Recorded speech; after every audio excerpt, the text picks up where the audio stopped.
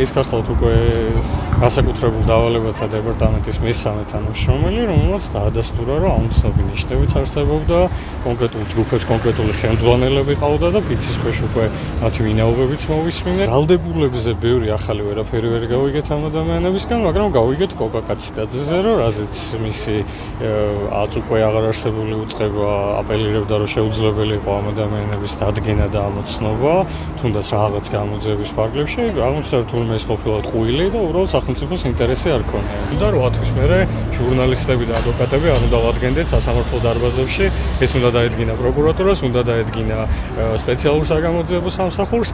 დღეს გაირკვა მნიშვნელოვანი ფაქტი, რომ თურმე მათ ნაწილს აქვთ საიდენტიფიკაციო ნომრები, რაზეც ხელი აქვთ მოწერილი და ეს იმას ნიშნავს, რომ მათი იდენტიფიკაცია შესაძლებელია და ჩვენ ხედავთ არაერთ მოქალაქეს, რომელიც დაზიანებები მიიღეს, საკმაოდ მძიმე დაზიანებები და თურმე შესაძლებელი არის ამ მხრივ მაინც ჩატარდეს გამოძიება ვიდეო კადრების შესწავლის მიზნით, რადგან დაიდენტიფიცირდეს აქციის მიმდინარეობის დროს მოქალაქეებზე ვინ ახდენდა კონკრეტულ პიროვნებების სახელდაგვარებით დაიდენტიფიცირებს. აქედან გამომდინარე, ჩვენ როდესაც ხედავთ ტელევიზიებში ვინ როგორ ძალადობს, ამ ადამიანების ჩვენებიდან ჩანსო თუ არსებობს პოლიტიკური ნება, თავისუფლად ყველა მათგანის მოძებნა არის შესაძლებელი. მათ აღნიშნეს, რომ ეს არ არის შემთხვევითი, მეტიც სადღაც GDD-ში ინახება კონკრეტული დოკუმენტი, სადაც ასახულია, რომ მაგალითისთვის თორნიკე მიგინეიშვილი არის ნომრით 18.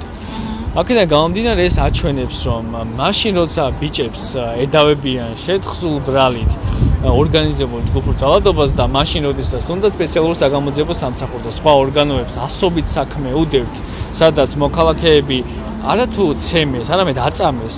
ასეთ შემთხვევაში არც კი გაჩენია რომელიმე საგამოძიებო ორგანოს იმის სურვილი და ასე თქვა განზრახვა არ ქონია, რომ გამოითხოვოს ეს ინფორმაცია.